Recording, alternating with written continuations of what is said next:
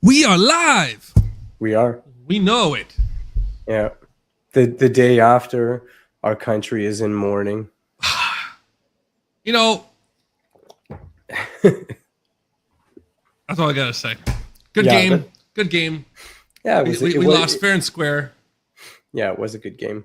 It was. It's funny though. I'm sure too many men on the rink is. I'm not gonna say anything, but I'm sure the Winnipeg Jets are hoping for some stellar, consistent performance when they get to the playoffs this year.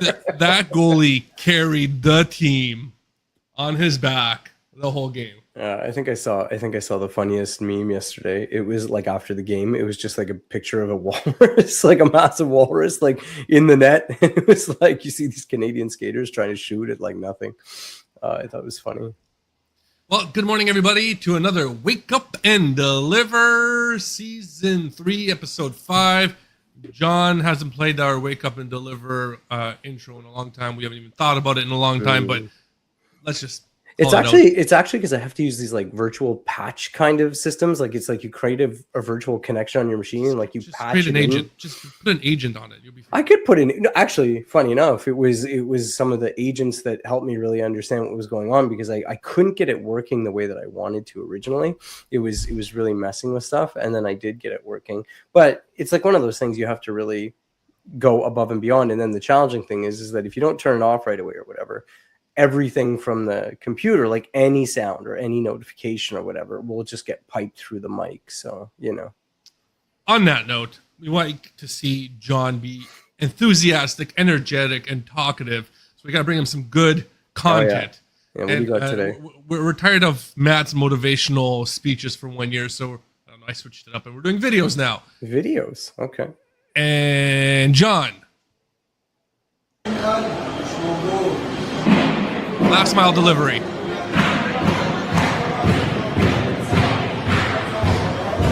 Obnoxiously loud. Yeah, you kind of dropped the ball on this one.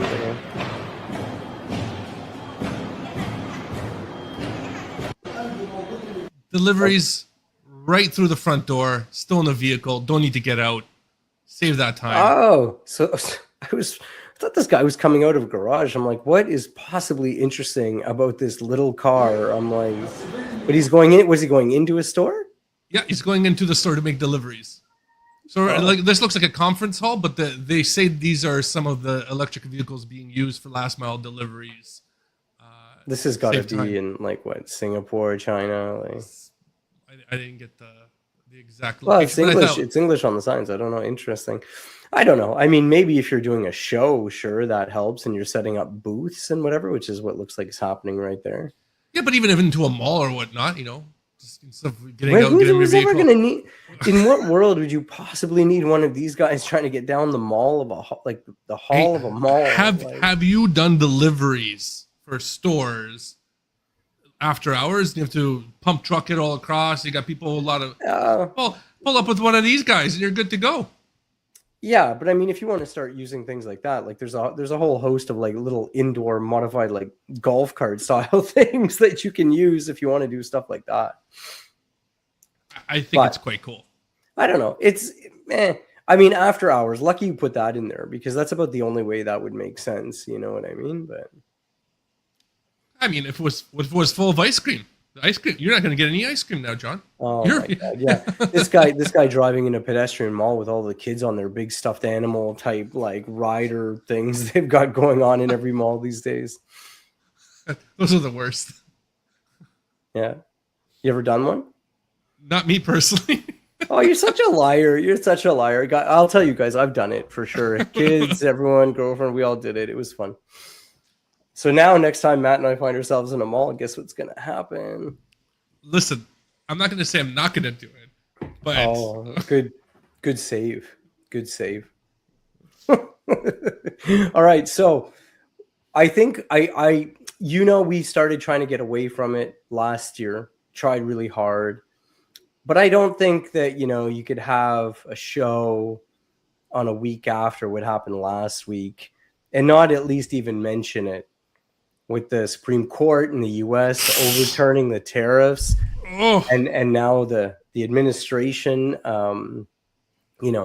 doubling down, 10% tariff and changing it to 15%. Then you got the EU being like, a deal is a deal and we're not paying anything different. Like I thought that was pretty funny. The other thing that I thought was hilarious was like all over social media and stuff like that. People were pulling out like tweets and stuff like that from, I think it was May 2025, where like the head of the US Treasury was like, if these tariffs are deemed unlawful, we will return every penny with interest. And now that tune a year later is very, very different because nobody want to give the money back. So that was the Supreme. You can't even appeal after that. Supreme Court's final decision. Yeah, that's right? it. Game over. That's it. So it's going to be chaotic. I don't think anybody's going to get $1 back. I think neither do I. I will take anyone's bet on that. There's going to be no refunds. And a reminder to everybody, it's not these other countries that are paying these tariffs. Like, it's not like it affected Alibaba. It affected manufacturers and people who are importing into the United States and importing duties on the tariffs when they come into the United States. Well, not, right? But sometimes manufacturers, but I think more often than not, like the straight up, like just commercial machine, right? Like the resellers, the retailers who are essentially just buying and selling, which is so what I'm getting at, these smaller mom and pop guys that lost millions of dollars on it, they're going to be the ones really gunning to get that money back, and it's going to be class action lawsuit. Like there's no other way but to get the money back. I don't think they're going to give it up. I think the challenge you're immediately going to face is that the second that you would allow the businesses to claim back from the government, well, you better be ready to let the people claim back from the businesses if they feel that prices changed as a result, or if they have any emails or any letters or any texts or any newsroom briefings where the company said, hey, we don't want to raise prices, but we have to because of tariffs. Like, you're just going to get a whole tsunami of problems coming from that. I know I'm going to be controversial here.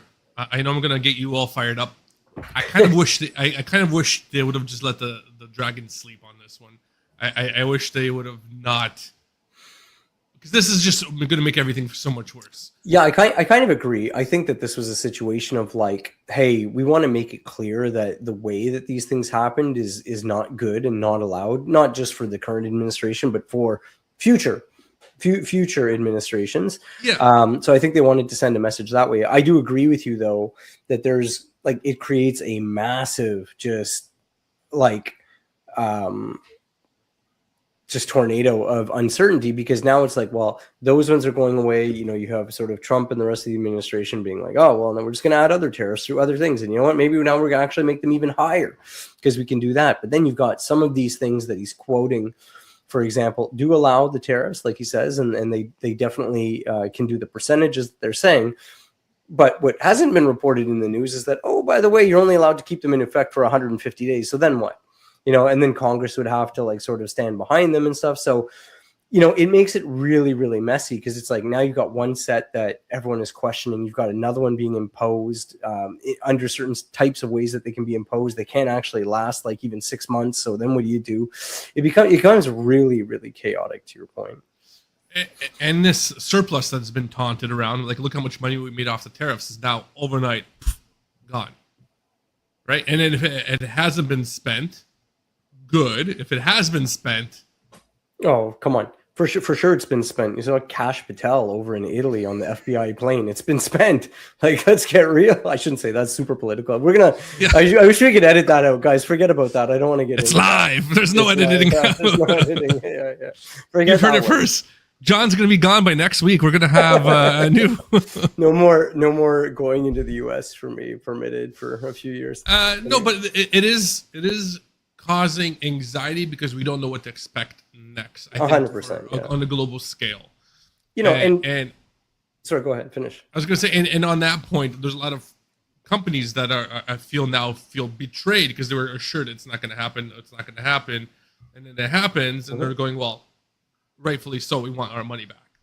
Yeah, and you're eroding that trust in the American dollar if you don't pay that back, because that's the institution that everybody's been behind since 1945, right? So for sure. And the biggest challenge too, to your point, it's the small businesses that are taking it the worst, right? Like they're the ones that are kind of all over the place. They're the ones that took massive impacts and stuff like that. And what do they do? Like, what do they tell their customers? How do they manage it? Because some of them struggled just to get the price increases through. Then all of a sudden you got people saying that like, hey, money back, this, that. Makes it really, really messy. And I think that it's going to be tough. I think honestly, 2026 is going to be even wilder and messier than 2025.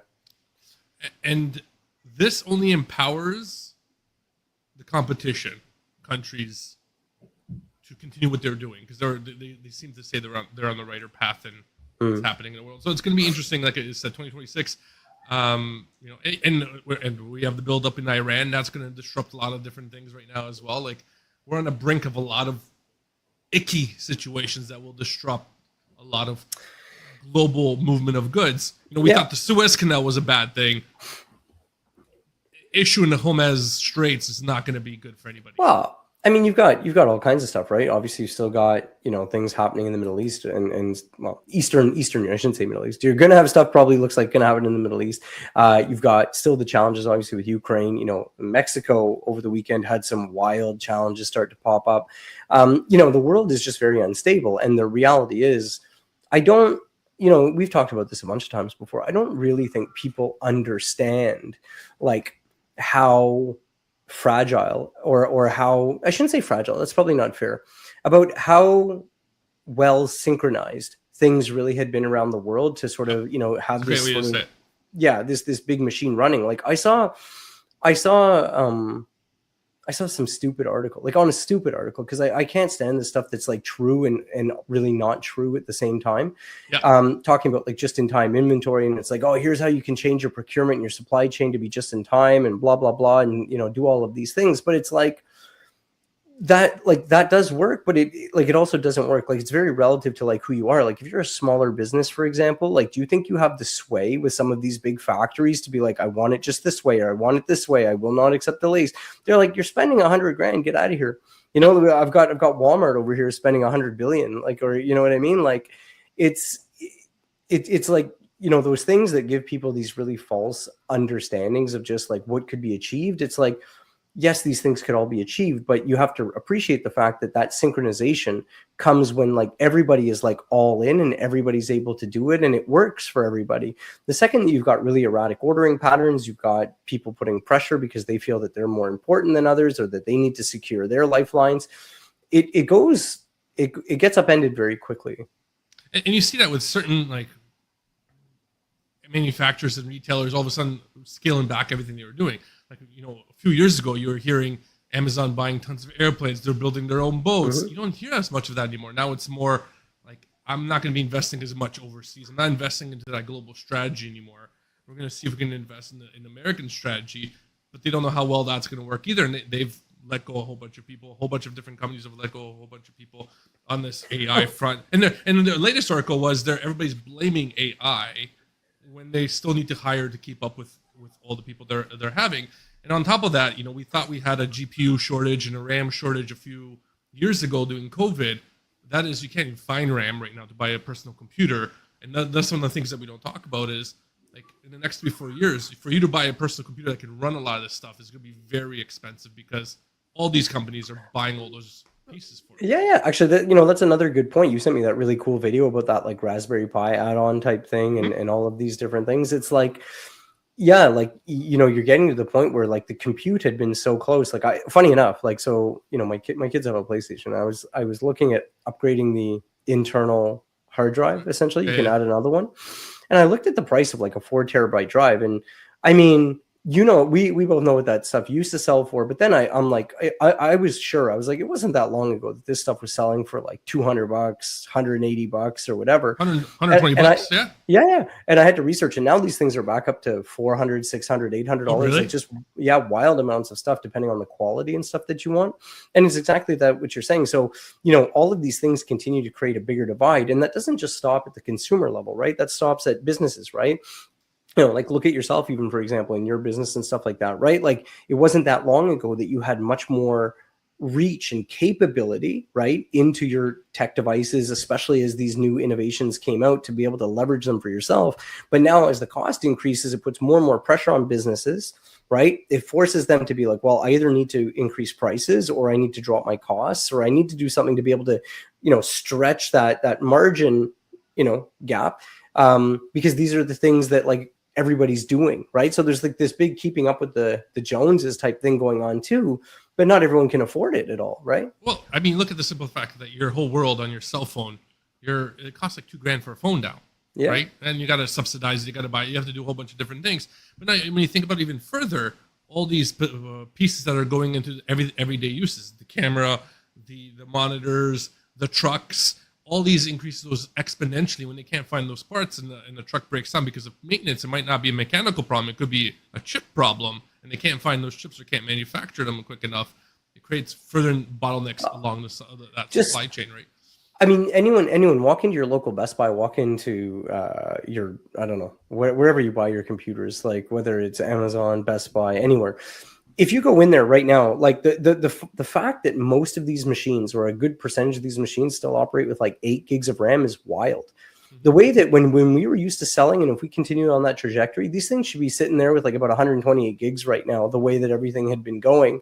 And they've completely nerfed it to the point where you can often get more RAM in your phone because of how heavily they're subsidized than finding, for example, a 16, 32, or 64 gig based like laptop, for example, which realistically, when you think about where the world is going and the type of compute you need, like this is basic processing power at this point.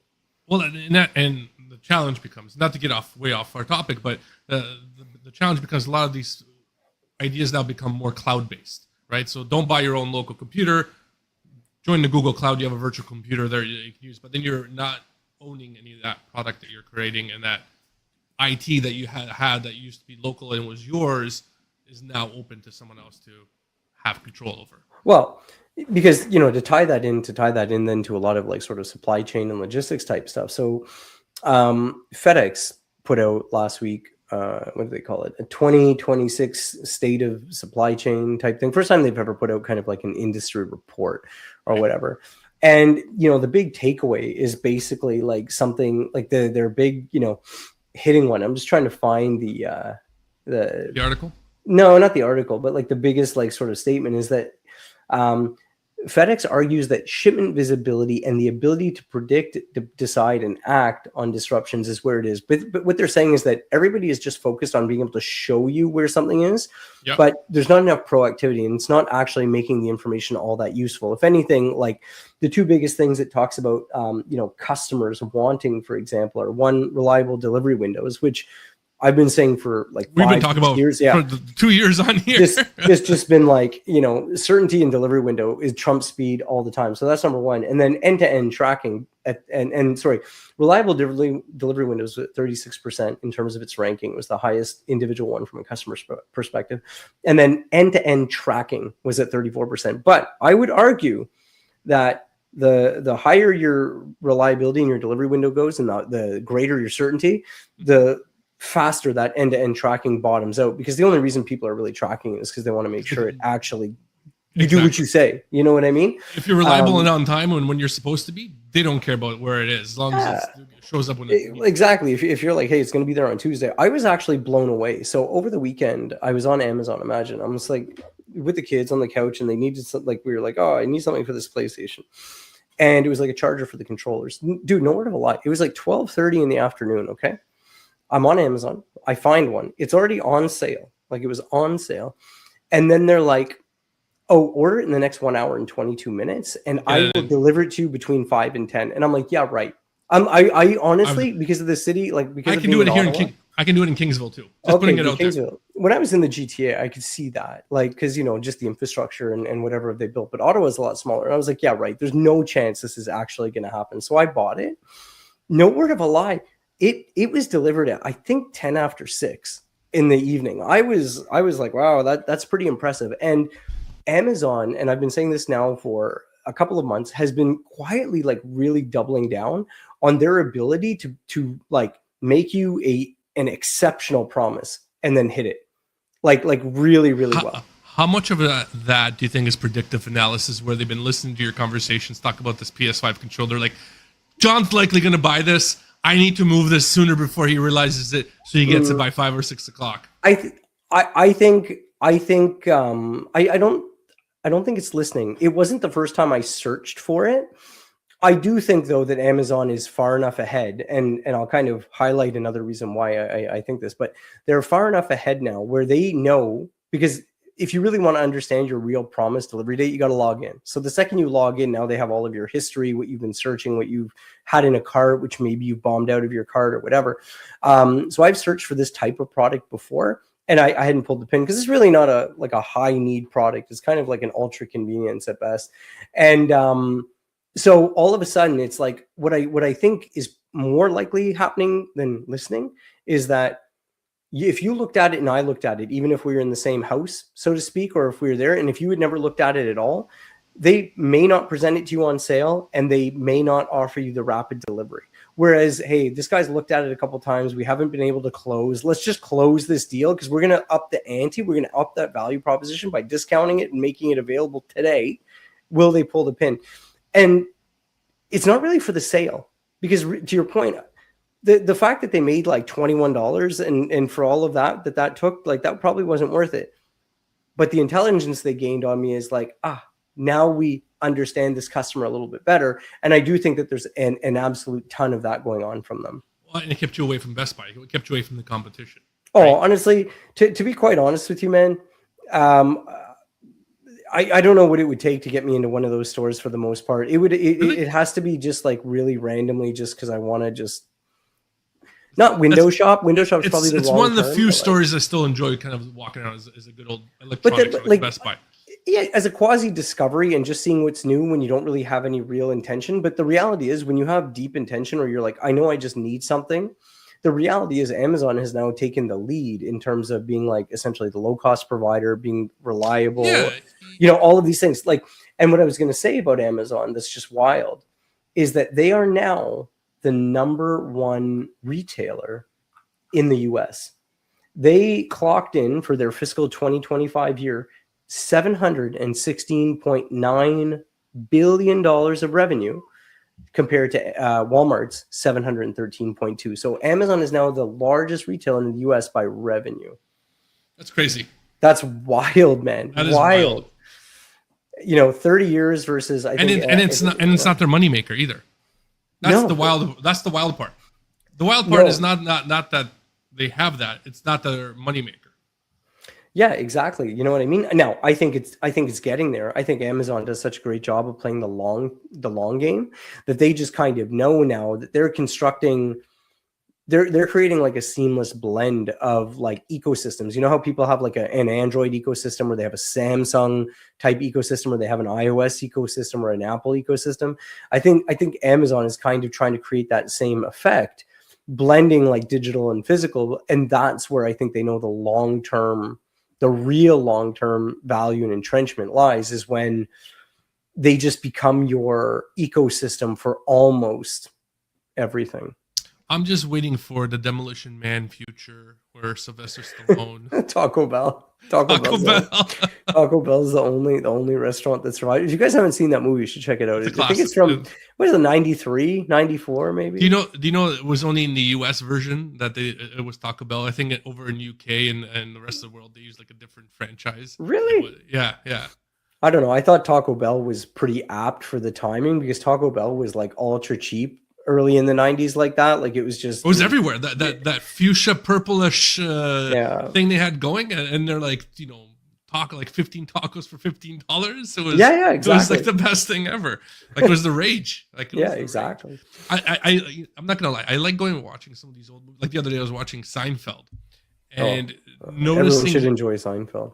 And noticing some of the nuanced comments and how you notice. And I know it sounds bad because we're logistics nerds. Some of the logistics comments that do happen. Like I was watching an episode the other day, and Kramer was going out to LA, and he went hitchhiking with a truck driver, and it was a lady truck driver, and he was making all these lady like truck driving comments. I'm going, wow! Like when I watched it the first time when I was younger, it didn't register, but now watching it now, all those kind of things that are related to what we do kind of came up. And how they were doing it then, I was like, God, this is such a world that I've forgotten about, right?